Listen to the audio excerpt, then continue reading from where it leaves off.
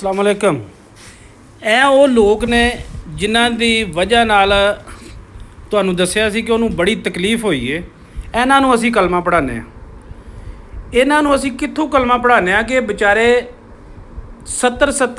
80 ਸਾਲ 1947 ਤੋਂ ਲੈ ਕੇ ਹੁਣ ਤਾੜੀ ਪ੍ਰਦੇਸਾਂ 'ਚ ਵਿਚਾਰੇ ਆਪਣੀਆਂ ਜ਼ਿੰਦਗੀਆਂ ਗੁਜ਼ਾਰਦੇ ਆ ਔਰ ਆਪਣੇ ਪਿੰਡ ਆਣ ਕੇ ਤੇ ਆਪਣੇ ਲੋਕਾਂ ਨੂੰ ਮਿਲ ਕੇ ਤੇ ਕਿੰਨੇ ਖੁਸ਼ ਹੁੰਦੇ ਨੇ। ਇਹਨਾਂ ਲੋਕਾਂ ਦੀ ਉਹਨੂੰ ਤਕਲੀਫ ਹੈ ਜਿਹਦੀ ਵਜ੍ਹਾ ਨਾਲ ਉਹ ਫਟਕੀ ਖਾ ਰਿਹਾ ਸੀ ਜੀ। ਉਹ ਕਲਮਾ ਪੜ੍ਹਾਉਂਦੇ ਨੇ ਜੀ, ਉਹ ਪੈਸੇ ਲੈਂਦੇ ਨੇ ਜੀ। ਕਿਹਦੇ ਕੋਲੋਂ ਪੈਸੇ ਲਏ ਜਾ ਰਹੇ ਨੇ? ਬਲਕਿ ਉਲਟਾ ਅਸੀਂ ਉਹਨਾਂ ਦੀ ਇੰਨੀ ਇੱਜ਼ਤ ਕਰਨੇ ਆ ਪਏ, ਇੰਨੀ ਕਿ ਉਹਨਾਂ ਦੀ ਇੰਡੀਆ 'ਚ ਗਏ ਨਹੀਂ ਇੱਜ਼ਤ ਹੁੰਦੀ ਜਿੰਨੀ ਉਹਨਾਂ ਦੀ ਇੱਥੇ ਹੁੰਦੀ। ਅਤੇ ਪੁਰਾਣੀਆਂ ਉਹਨਾਂ ਦੇ ਮਾਂ ਪਿਓ, ਉਹਨਾਂ ਦੇ ਭਰਾ, ਕਿੰਨੇ ਭਰਾ ਸਨ, ਕਿੰਨੀਆਂ ਭੈਣਾਂ ਸਨ, ਕਿਤੇ ਖੇਡਦੇ ਸਨ, ਕਿੱਥੇ ਉਹਨਾਂ ਦੇ ਨਾਨਕੇ ਸਨ। ਉਹ ਦੇਖ ਕੇ ਇਹਨਾਂ ਦਾ ਦਿਲ ਇੰਨਾ ਖੁਸ਼ ਹੁੰਦਾ ਕਿ ਜਿਨ੍ਹਾਂ ਲੋਕਾਂ ਦਾ ਬਾਈ ਪਿੰਡ ਹੁੰਦਾ ਉਹਨਾਂ ਨੂੰ ਜ਼ਾਹਿਰ ਖੁਸ਼ੀ ਤਾਂ ਹੁੰਦੀ ਹੈ ਨਾ। ਅਤੇ ਅਸੀਂ ਉਹਨਾਂ ਦੇ ਵੈਲਕਮ ਵਾਸਤੇ ਆਪਣਾ ਵਕਤ ਵੀ ਲਾਉਂਦੇ ਹਾਂ। ਨਾਸਰ ਢਿੱਲੋਂ ਸਾਹਿਬ ਆਪਣੀ ਸਮਝ ਲਓ ਜਿੰਦ ਜਾਨ ਲਾ ਕੇ ਆਪਣਾ ਵਕਤ ਜ਼ਾਇਆ ਕਰਕੇ ਆਪਣੀ ਗੱਡੀ 'ਚ ਤੇਲ ਸਾੜ ਕੇ ਆਪਣੀ ਜੇਬ 'ਚੋਂ ਖਾਣਾ ਖਿਲਾ ਕੇ ਅਤੇ ਇਹਨਾਂ ਵਾਸਤੇ ਇੰਨੀ ਮੁਹੱਬਤ ਔਰ ਇਹਨਾਂ ਦਾ ਪਿੰਡ ਢੂੰਡਣਾ ਦਰ ਬਦਰ ਜਾ ਕੇ ਕੌਣ ਕਿਸੇ ਵਾਸਤੇ ਕਰਦਾ। ਲੋਕਾਂ ਕੋਲ ਫੋਨ ਸੁਣਨ ਵਾਸਤੇ ਟਾਈਮ ਨਹੀਂ।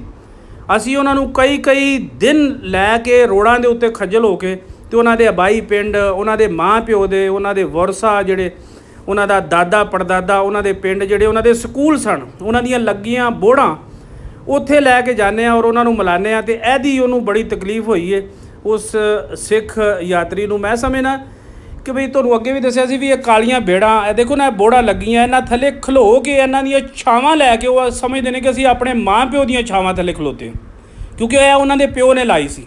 ਇਹ ਬੋੜ ਉਹਨਾਂ ਦੀ ਪਿਓ ਨੇ ਲਾਈ ਸੀ, ਇਹ ਉਹਨਾਂ ਦੇ ਭਰਾ ਨੇ ਲਾਈ ਸੀ, ਇਹ ਉਹਨਾਂ ਦੇ ਦਾਦੇ ਨੇ ਲਾਈ ਸੀ।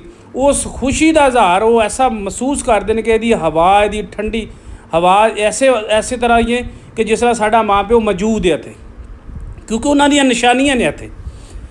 ਅਤੇ ਇਹਨਾਂ ਨਿਸ਼ਾਨੀਆਂ ਨੂੰ ਦੇਖਣ ਵਾਸਤੇ ਲੋਕ ਤੜਪ ਜਾਂਦੇ ਨੇ, ਲੋਕ ਤਰਸ ਜਾਂਦੇ ਨੇ।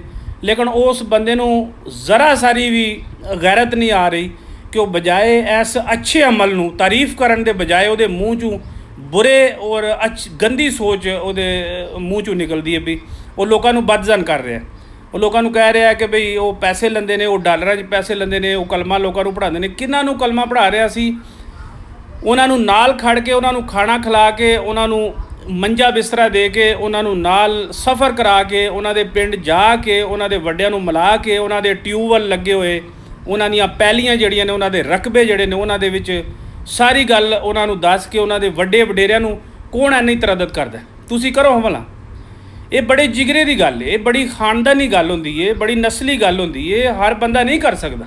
ਇਹਦੇ ਵਾਸਤੇ ਬੜਾ ਕੋਈ ਗਵਾਉਣਾ ਪੈਂਦਾ, ਕਈਆਂ ਬੰਦਿਆਂ ਨਾਲ ਮੱਥਾ ਲਾਉਣਾ ਪੈਂਦਾ। ਇਹ ਉਹਨਾਂ ਦੇ ਹੱਥਾਂ ਦੇ ਬਣੇ ਹੋਏ ਸਕੂਲ ਔਰ ਉਹਨਾਂ ਦੀ ਛੱਡੀਆਂ ਹੋਈਆਂ ਦਾਰੇ ਔਰ ਮਸੀਤਾਂ ਜਿਹੜੀਆਂ ਨੇ, ਜਿਹੜੇ ਉਹ ਰਫਾਏ ਆਮਾਂ ਵਾਸਤੇ ਛੱਡ ਗਏ ਸਨ, ਉੱਥੇ ਲਿਆਉਣਾ ਕਿ ਬਈ ਇਹ ਤੇਰੇ ਪਿਓ ਨੇ 2 ਕਨਾਲਾਂ ਥਾਂ ਦੀਆਂ ਸਕੂਲ ਨੂੰ ਦੇ ਗਏ ਸਨ।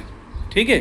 ਫਿਰ ਉਹਨਾਂ ਦੇ ਬਣਾਏ ਹੋਏ ਜਿਹੜੀਆਂ ਗਲੀਆਂ ਸਨ, ਫਿਰ ਦਾਰੇ ਜਿਹੜੇ ਸਨ ਜਿੱਥੇ ਬੋੜਾਂ ਲੱਗੀਆਂ ਸਨ, ਜਿੱਥੇ ਬੰਨੀਆਂ, ਜਿੱਥੇ ਪਾਣੀ ਜਮ੍ਹਾਂ ਹੁੰਦਾ ਸੀ, ਮੱਝਾਂ ਪੀਂਦੀਆਂ ਸਨ, ਉਹਨਾਂ ਦੇ ਵੱਡੇ ਉੱਥੇ ਨਹਾਉਂਦੇ ਸਨ, ਉੱਥੇ ਕੱਪੜੇ ਧੋਂਦੇ ਸਨ, ਉੱਥੇ ਉਹਨਾਂ ਦੀਆਂ ਮਾਵਾਂ ਆਪਣੇ ਘਰ ਵਾਲੇ ਵਾਸਤੇ ਸਮਝ ਲਓ ਰੋਟੀ ਲੈ ਕੇ ਜਾਂਦੀਆਂ ਸਨ। ਉਹਨਾਂ ਬੰਨਿਆਂ ਉੱਤੋਂ ਦੀ ਉਹ ਫਿਰ ਕੇ ਅਤੇ ਇੰਨੇ ਖੁਸ਼ ਹੁੰਦੇ ਨੇ। ਔਰ ਉਸ ਇਲਾਕੇ ਦੀ ਜਿਹੜੀ ਚੌਧਰ ਹੈ, ਉਸ ਇਲਾਕੇ ਦੇ ਜਿਹੜੇ ਲੋਕ ਨੇ, ਉਹਨਾਂ ਦੇ ਨਾਲ ਜਿਹੜੇ ਉਹਨਾਂ ਦੇ ਵੱਡੇ ਵਡੇਰੇ ਖੇਡਦੇ ਰਹੇ ਨੇ, ਉਹਨਾਂ ਨੂੰ ਮਿਲ ਕੇ ਉਹਨਾਂ ਦੇ ਮੂੰਹ 'ਚੋਂ ਨਿਕਲੇ ਹੋਏ ਲਫ਼ਜ਼ ਜਿਹੜੇ ਨੇ, ਇੱਕ ਲਫ਼ਜ਼ ਉਹ ਯਾਦਗਿਰੀ ਹੁੰਦੀ। ਉਸ ਬੰਦੇ ਨੂੰ ਸ਼ਰਮ ਨਹੀਂ ਆਉਂਦੀ ਵੀ ਰਾਤੀ ਫੋਨ ਕੀਤਾ ਸੀ, ਬੜੀ ਤੜਪ ਸੀ ਉਹਦੇ ਅੰਦਰ। ਉਹ ਐਡੀ ਦੂਰ ਸੀ ਕਿ ਉਹਦੀ ਕੋਸ਼ਿਸ਼ ਸੀ ਵੀ ਮੈਂ ਅਗਰ ਮੇਰੇ ਸਾਹਮਣੇ ਹੁੰਦਾ ਤਾਂ ਹੋ ਸਕਦਾ ਅਸੀਂ ਹੱਥਾਪਾਈ ਹੋ ਜਾਂਦੇ। ਠੀਕ ਹੈ। ਐਨੀ ਉਹਨੂੰ ਤਕਲੀਫ ਹੋਈ ਹੈ। ਸਿਰਫ ਉਹਨੂੰ ਮੱਤ ਦਿੱਤੀ ਹੈ, ਹੋਰ ਤਾਂ ਉਹਨੂੰ ਕੋਈ ਨਹੀਂ ਆਖਿਆ। ਉਹਨੂੰ ਮੱਤ ਦਿੱਤੀ ਹੈ ਕਿ ਬੰਦਾ ਬਣ ਜਾ, ਅਸੀਂ ਦਿਲਾਂ 'ਚ ਮੁਹੱਬਤ ਰੱਖਣ ਵਾਲੇ ਹਾਂ, ਅਸੀਂ ਖਾਨਦਾਨੀ ਹਾਂ ਔਰ ਤੇਰੇ ਨਾਲੋਂ ਚੋਖੇ ਰਕਬੇ ਨੇ ਸਾਡੇ, ਤੇਰੇ ਨਾਲੋਂ ਚੋਖੇ ਰੁਪਈਏ ਨੇ ਸਾਡੇ ਕੋਲ। ਐਸੀ ਗੱਲ ਨਹੀਂ ਹੈ ਵੀ ਅਸੀਂ ਆਏ ਗਏ ਦੀ ਪਛਾਣ ਕਰਨ ਵਾਲੇ ਬੰਦੇ ਹਾਂ। ਤੂੰ ਬੇਜ਼ਮੀਰਾ ਵੀ ਹੈ ਔਰ ਬੇਪਛਾਣਾ ਵੀ ਹੈ, ਤੇਰੇ ਕੋਲ ਪਛਾਣ ਕੋਈ ਨਹੀਂ। ਬਜਾਏ ਆਪਣੇ ਵੱਡਿਆਂ ਦੀ ਇੱਜ਼ਤ ਕਰਨ ਦੇ, ਤੂੰ ਜੇ ਸਾਡੀ ਨਹੀਂ ਕੀਤੀ ਤਾਂ ਸਮਝ ਲੈ ਕਿਸੇ ਦੀ ਨਹੀਂ ਕੀਤੀ। ਅਸੀਂ ਉਹਨਾਂ ਨੂੰ ਸਿਰ ਮੱਥੇ 'ਤੇ ਰੱਖਦੇ ਜਦੋਂ ਉਹ ਆਉਂਦੇ ਨੇ ਅਤੇ ਕਿੰਨੀ ਉਹਨਾਂ ਨੂੰ ਇੱਜ਼ਤ ਦਿੰਦੇ ਹਾਂ। ਲੇਕਿਨ ਤੈਨੂੰ ਨਾ, ਜੇ ਤੂੰ ਸਾਡੀ ਪਛਾਣ ਨਹੀਂ ਨਾ ਕੀਤੀ, ਸਮਝ ਲੈ ਤੂੰ ਆਪਣੇ ਵੱਡਿਆਂ ਦੀ ਪਛਾਣ ਨਹੀਂ ਕੀਤੀ, ਕਿਉਂਕਿ ਤੇਰੇ ਵੱਡਿਆਂ ਨੇ ਤੇਰੀ ਤਰਬੀਅਤ ਨਹੀਂ ਕੀਤੀ।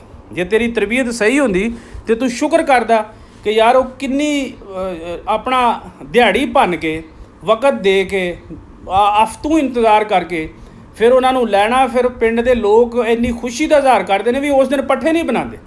ਇਹ ਡੰਗਰ ਵੱਛਾ ਕਹਿੰਦਾ ਨਾ ਬਈ ਉੱਥੇ ਉਹਨਾਂ ਨੂੰ ਗੂੰ ਮੂਤ ਦੇ ਵਿੱਚ ਬਿਠਾ ਦਿੱਤਾ, ਗੋਹੇ ਦੇ ਵਿੱਚ ਬਿਠਾ ਦਿੱਤਾ। ਮੇਰਾ ਪੁੱਤਰ ਇੱਥੋਂ ਹੀ ਗਏ ਨੇ ਉਹ ਸਾਰੇ। ਉਹ ਕੋਈ ਜੱਦੀ ਪੁਸ਼ਤੀ ਉੱਥੇ ਇੰਗਲੈਂਡ ਅਮਰੀਕਾ 'ਚ ਨਹੀਂ ਸੀ ਰਹਿੰਦੇ ਹਨ, ਉਹ ਇੱਥੋਂ ਹੀ ਗਏ ਨੇ। ਐਸੇ ਢੱਗੇ, ਇਹ ਹੀ ਮੱਝਾਂ, ਇਹ ਹੀ ਗਾਵਾਂ, ਇਹ ਹੀ ਵੱਛੇ, ਇਹਨਾਂ ਬੱਕਰੀਆਂ ਵਿੱਚੋਂ ਹੀ ਉਹ ਗਏ ਨੇ। ਮਤੇ ਤੈਨੂੰ ਇਹ ਵਹਿਮ ਹੋਵੇ ਵੀ ਤੇਰੇ ਵੱਡੇ ਵਡੇਰੇ ਜਿਹੜੇ ਨੇ ਉਹ ਪਹਿਲਾਂ ਹੀ ਪ੍ਰੋਫੈਸਰ ਲੱਗੇ ਸਨ, ਉਹ ਇੱਥੋਂ ਹੀ ਗਏ ਨੇ। ਇਹਨਾਂ ਅੰਬਾਂ ਥੱਲੇ ਹੀ ਉਹ ਲੰਮੇ ਪੈਂਦੇ ਰਹੇ ਨੇ ਔਰ ਇਹਨਾਂ ਅੰਬਾਂ ਦੇ ਉੱਤੇ ਹੀ ਚੜ੍ਹ ਕੇ ਖੇਡਦੇ ਰਹੇ ਨੇ। ਔਰ ਤੇਰੇ ਵੱਡਿਆਂ ਨੂੰ ਸਾਰਾ ਪਤਾ ਹੈ, ਲੇਕਿਨ ਤੈਨੂੰ ਨਹੀਂ ਪਤਾ ਕਿਉਂਕਿ ਤੂੰ ਉੱਥੇ ਦੀ ਪੈਦਾਇਸ਼ ਹੈ, ਤੇਰੀ ਸੋਚ ਵੀ ਉੱਥੇ ਦੀ ਹੈ।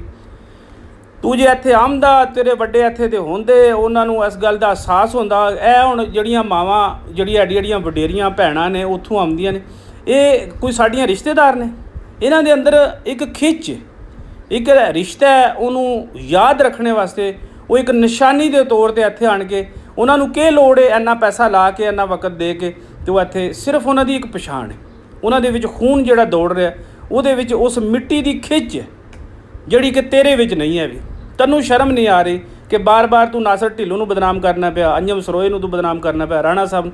ਤੇਰੇ ਕੋਲ ਹੋਰ ਕੰਮ ਹੀ ਕੋਈ ਨਹੀਂ ਹੈ। ਵੀ ਤੂੰ ਜੇ ਵਲਾਗ ਬਣਾਉਣਾ, ਤੈਨੂੰ ਪੈਸੇ ਨਹੀਂ ਲੱਭਦੇ ਹਨ ਪਏ, ਤੂੰ ਨਾ ਬਣਾ, ਤੂੰ ਕੋਈ ਹੋਰ ਬਣਾ ਲੈ। ਤੂੰ ਸਿਰਫ ਇੱਕ ਕਾਲੀ ਭੇਡ ਹੈ ਜਿਹੜੀ ਕਿ ਤੂੰ ਸਮਝ ਲੈ ਤੇਰੇ 'ਤੇ ਮੋਹਰ ਲੱਗੀ। ਤੂੰ ਇਸ ਤਰ੍ਹਾਂ ਹੀ ਕਰਦਾ ਰਹਿਣਾ। ਤੈਨੂੰ ਕੋਈ ਸ਼ਰਮ ਨਹੀਂ ਆ ਰਹੀ ਕਿ ਬਈ ਬਜਾਏ ਮੈਂ ਸ਼ੁਕਰੀਆ ਅਦਾ ਕਰਨ ਦੇ, ਤੂੰ ਸ਼ੁਕਰੀਆ ਅਦਾ ਕਰ। ਤੇਰੇ ਮੂੰਹ 'ਚੋਂ ਲਫ਼ਜ਼ ਨਿਕਲਣਾ ਸੀ ਕਿ ਉਹਨਾਂ ਦੀ ਮਿਹਰਬਾਨੀ ਕਿ ਸਾਡੇ ਵੱਡੇ ਜਾਂਦੇ ਨੇ ਅਤੇ ਉਹ ਵੈਲਕਮ ਕਰਦੇ ਨੇ। ਇੱਥੇ ਕੋਈ ਸਿਕਿਉਰਟੀ ਦੀ ਜ਼ਰੂਰਤ ਨਹੀਂ ਹੈ। ਵੀ ਨਾਸਰ ਢਿੱਲੋਂ ਸਾਹਿਬ ਨੇ ਅੱਗੇ ਕਿਹਾ ਵੀ ਹੈ, ਉਹਨੇ ਕਿਹਾ ਇੱਥੇ ਕੋਈ ਸਿਕਿਉਰਟੀ ਦੀ ਜ਼ਰੂਰਤ ਨਹੀਂ, ਅਸੀਂ ਖੁਦ ਇਹਨਾਂ ਦੀ ਸਿਕਿਉਰਟੀ ਹਾਂ। ਸਾਰਾ ਪਿੰਡ ਅਸੀਂ ਨਾਲ ਹੁੰਦੇ ਹਾਂ। ਇਹਨਾਂ ਨੂੰ ਕਿਸੇ ਕਿਸਮ ਦੀ ਅਸੀਂ ਖੁਸ਼ ਹੁੰਦੇ ਹਾਂ। ਐਡੀ ਦੂਰੋਂ ਲੋਕ ਮਿਲਣੇ ਵਾਸਤੇ ਇਹਨਾਂ ਨੂੰ ਆ ਜਾਂਦੇ ਨੇ। ਜਦੋਂ ਉਹਨਾਂ ਨੂੰ ਪਤਾ ਲੱਗੇ ਨਾ ਕਿ ਵੀ ਸਿੱਖ ਭਰਾ ਕੋਈ ਉੱਧਰੋਂ ਆਏ ਨੇ ਲਹਿੰਦਿਓਂ ਚੜ੍ਹਦਿਓਂ, ਯਕੀਨ ਕਰੋ ਐਡੇ ਬਾਬੇ ਡੰਗੋਰੀ ਨਾਲ, ਸੋਟੇ ਨਾਲ, ਉਹ ਕਹਿੰਦੇ ਨੇ ਸਾਨੂੰ ਲੈ ਚਲੋ ਉਹਨਾਂ ਦੇ ਕੋਲ, ਅਸੀਂ ਉਹਨਾਂ ਨਾਲ ਗੱਲਾਂ ਕਰਨੀਆਂ। ਬਈ ਇਹਨਾਂ ਨੂੰ ਕੀ ਰਿਸ਼ਤਾ ਇਹਨਾਂ ਨਾਲ? ਇਹ ਇੱਕ ਮੁਹੱਬਤ ਹੈ, ਇਹ ਮਿੱਟੀ ਦੀ ਖਿੱਚ ਹੈ, ਇਹ ਇੱਕ ਖੂਨ ਹੈ ਕਿ ਜਦੋਂ ਉੱਥੇ ਜਾਂਦੇ ਨੇ ਤਾਂ ਸ਼ੁਕਰ ਕਰਦੇ ਨੇ ਕਿ ਅਸੀਂ ਉਹਨਾਂ ਨਾਲ ਸਲਾਮ ਲਿਆ, ਉਹਨਾਂ ਕੋਲ ਬੈਠੇ ਹਾਂ, ਉਹਨਾਂ ਨਾਲ ਚਾਹ ਪੀਤੀ ਹੈ, ਉਹਨਾਂ ਨਾਲ ਰੋਟੀ ਖਾਧੀ ਹੈ। ਉਹ ਫਿਰ ਪੁਰਾਣੀਆਂ ਜਦੋਂ ਗੱਲਾਂ ਕਰਦੇ ਨੇ ਇਹ ਵੀ ਤਾਜ਼ਾ ਹੋ ਜਾਂਦੇ ਨੇ, ਉਹ ਵੀ ਤਾਜ਼ਾ ਹੋ ਜਾਂਦੇ। ਅਤੇ ਤੇਰੇ ਅੰਦਰ ਉਹ ਗੱਲ ਨਹੀਂ ਆਉਂਦੀ ਪਈ, ਉਹ ਤੈਨੂੰ ਕਿਉਂ ਸਮਝ ਨਹੀਂ ਆਉਂਦੀ ਪਈ? ਇਸ ਗੱਲ ਦੀ ਸਮਝ ਨਹੀਂ ਰਲੀ ਆ ਵੀ ਕਿ ਕੋਈ ਤੂੰ ਇੱਕ ਇਕੱਲਾ ਹੀ ਬੰਦਾ ਵਿੱਚ ਸਾਰੇ ਚੜ੍ਹਦੇ ਪੰਜਾਬ ਦੇ ਵਿੱਚ ਤੂੰ ਇਕੱਲਾ ਬੰਦਾ ਜਿਹਨੂੰ ਤਕਲੀਫ, ਬਾਕੀ ਸਾਰੇ ਪੰਜਾਬ ਨੂੰ ਇੰਨੀ ਖੁਸ਼ੀ ਹੈ ਔਰ ਇੰਨੇ ਉਹ ਖੁਸ਼ ਨੇ ਔਰ ਉਹ ਸ਼ੁਕਰ ਕਰਦੇ ਨੇ ਵੀ ਅਸੀਂ ਆਪਣੇ ਦੇਸ਼ ਵਿੱਚ ਜਾ ਰਹੇ ਹਾਂ। ਆਪਣੇ ਵੱਡਿਆਂ ਕੋਲੇ, ਆਪਣੇ ਵਡੇਰੇ ਬੰਦੇ ਜਿਹੜੇ ਉਹਨਾਂ ਦਾ ਬਾਹੋ ਜਦਾਦ ਸੀ, ਜਿਨ੍ਹਾਂ ਦੀਆਂ ਨਿਸ਼ਾਨੀਆਂ ਅਸੀਂ ਸਲ ਕੇ ਰੱਖੀਆਂ, ਠੀਕ ਹੈ। ਅਸੀਂ ਅੱਜ ਵੀ ਬਲਡੋਜ਼ਰ ਨਹੀਂ ਮਾਰਾ ਉਹਨਾਂ ਡੱਕਿਆਂ ਦੇ ਉੱਤੇ, ਅੱਜ ਵੀ ਉਹਨਾਂ ਦੀਆਂ ਨਿਸ਼ਾਨੀਆਂ ਰੱਖੀਆਂ ਨੇ। ਲੇਕਿਨ ਤੂੰ ਹਰ ਦਫਾ ਐਸੀ ਗੱਲ ਕਰਨਾ ਹੈ, ਐਸੇ ਲਫ਼ਾਜ਼ ਬੋਲਣਾ ਹੈ ਕਿ ਜਿਹਦੀ ਸਾਨੂੰ ਬੜੀ ਤਕਲੀਫ ਹੁੰਦੀ। ਅਸੀਂ ਤੈਨੂੰ ਤਾਂ ਤੂੰ ਕਰਕੇ ਬੁਲਾਉਂਦੇ ਪਏ ਕਿਉਂਕਿ ਤੂੰ ਕਾਬਲ ਐਸ ਦੇ, ਤੂੰ ਆਪ ਦੇ ਕਾਬਲ ਨਹੀਂ, ਠੀਕ ਹੈ। ਤੂੰ ਹੈ ਹੀ ਤੂੰ ਐਸੇ ਵਾਸਤੇ ਤੈਨੂੰ ਤੂੰ ਕਰਕੇ ਬੁਲਾ ਰਿਹਾ ਕਿ ਅਸੀਂ ਨਾਸਰ ਢਿੱਲੋਂ ਸਾਹਿਬ ਇੱਕ ਆਲਰੇਡੀ ਖਾਨਦਾਨੀ ਆਦਮੀ, ਠੀਕ ਹੈ, ਕਰੋੜਪਤੀ ਆਦਮੀ ਹੈ, ਉਹ ਚੰਗਾ ਦੜੱਲੇ ਦਾ ਚੌਧਰੀ ਹੈ, ਤੇਰੇ ਨਾਲੋਂ ਤਗੜਾ ਚੌਧਰੀ, ਰਕਬੇ ਵੀ ਰਾਜ ਨੇ। ਲੇਕਿਨ ਅਸੀਂ ਤੇਰੇ ਉੱਧਰੋਂ ਆਏ ਹੋਏ ਮਹਿਮਾਨਾਂ ਦੀ ਐਸੀ ਇੱਜ਼ਤ ਕਰਨੇ ਆ ਕਿ ਅਸੀਂ ਕਦੇ ਉਹਨਾਂ ਨੂੰ ਮਹਿਸੂਸ ਨਹੀਂ ਕਰਾਇਆ ਕਿ ਬਈ ਅਸੀਂ ਤੁਹਾਡੀ ਵੈਲਕਮ ਕਿਉਂ ਕਰੀਏ। ਸਾਡੇ ਨਾਲ ਉਹ ਰਾਬਤਾ ਕਰਦੇ ਨੇ, ਅਸੀਂ ਉਹਨਾਂ ਨੂੰ ਕਹਿੰਦੇ ਹਾਂ ਵੈਲਕਮ। ਕਿੰਨੇ ਐਸੇ ਸਿੱਖ ਭਰਾ ਨੇ ਵਿਚਾਰੇ ਜਿਹੜੇ ਉੱਥੋਂ ਯਕੀਨ ਕਰੋ ਸ਼ੁਕਰ ਕਰਦੇ ਨੇ ਸਾਡੇ ਨਾਲ ਗੱਲ ਕਰਦੇ। ਦੁਆਵਾਂ ਯਾਦ ਰੱਖਿਓ।